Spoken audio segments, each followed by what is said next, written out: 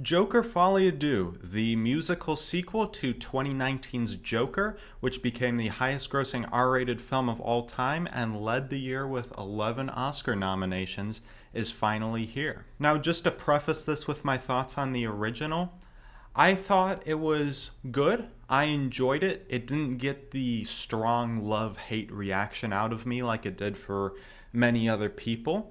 I thought Joaquin Phoenix was great in the role of Joker, and I thought it was just a relatively straightforward drama that thought it was saying more than it actually was. Now, when I heard the sequel was getting made, I was initially very skeptical because I didn't really see how they could build on the first one.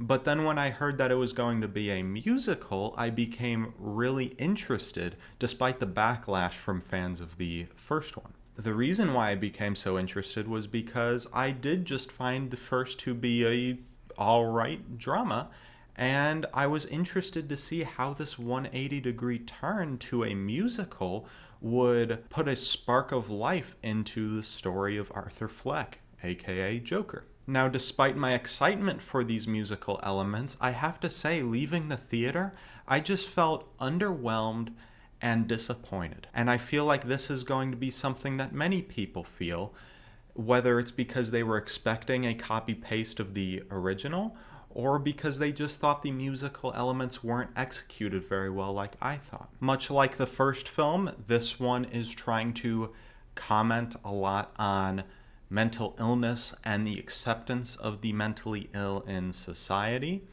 And once again, I think this film is trying to be more important than it actually is. I do think that some of these topics were explored in a more interesting way than in the first, but ultimately it just felt like they weren't taking quite enough steps to really flesh these themes out as well as they could have. Now, the film deals a lot with the conflict in Arthur Fleck, played by Joaquin Phoenix, of course, where he's trying to battle between living as Arthur versus living as Joker.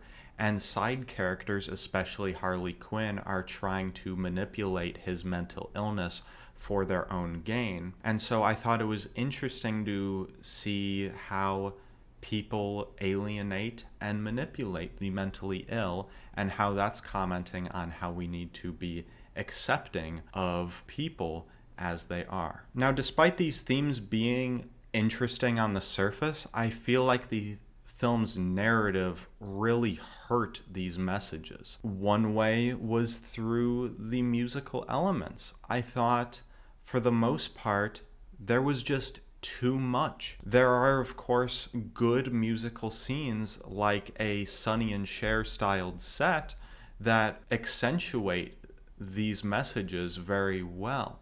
And this Sonny and Cher set is brought up again later in the film.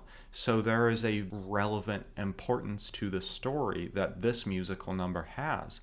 But for the most part, the majority of songs fall flat and don't feel like they're adding anything of substantive value to the story. Because of this, it feels like these scenes are just drawing the runtime out and really negatively impacting the pacing. I feel like if the film was cut down by 30 minutes, it could have been less overbearing and much more impactful to what we are given.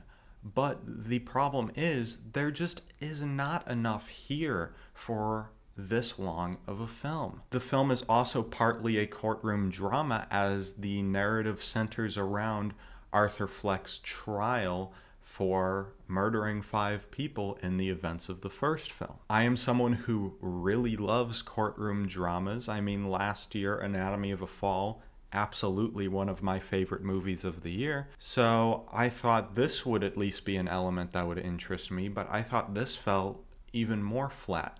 It wasn't until far into the film where Arthur is able to speak as the Joker in court that it got interesting.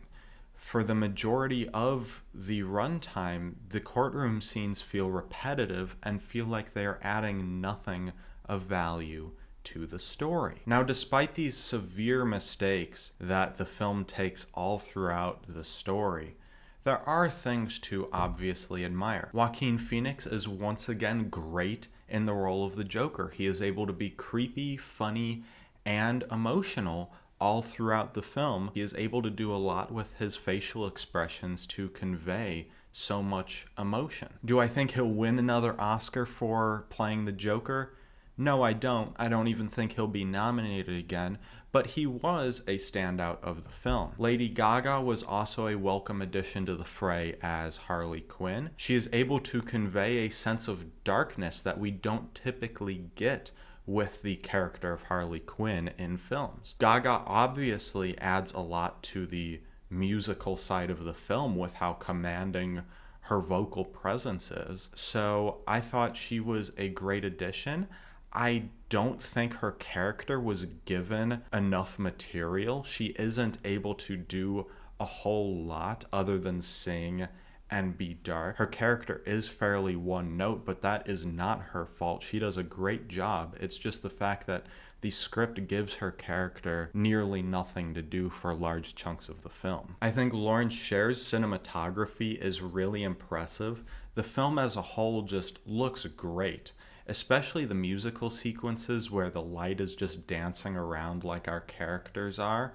It's so beautiful to look at. The set design in these sequences, the costumes, it really pleases you visually, despite the fact that the narrative is so lacking. So overall, even though that there are things to admire in the messaging of the film, despite how lackluster it may come out, or the technical elements and the acting, the film falls flat because the narrative just is not interesting in the slightest. And I just do not understand why this film did some of the things it did.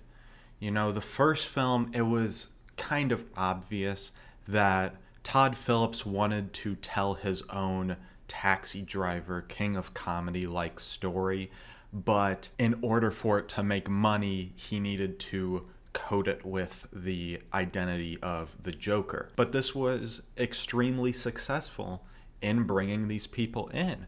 So I just don't understand what Phillips's mindset with this film was, changing it to a musical, because musical fans are not going to be satisfied with what goes on in this. Fans of the original are not going to be satisfied with what this is. And people who were just intrigued by the concept are not going to be interested in what happens here. So it makes no sense to alienate so many of your fans. And maybe this was intentional. Maybe Phillips was just trolling his audience. But everything falls so flat. There are, of course, as I said, elements with the music that really work, but so much of it just does not work at all. Now, I've been having such a hard time trying to rate this film. I wanted to give it 3 stars right when I came out, but as time goes on, I am becoming even less and less fond of the film. So for that reason, I am giving Joker Folie 2 stars.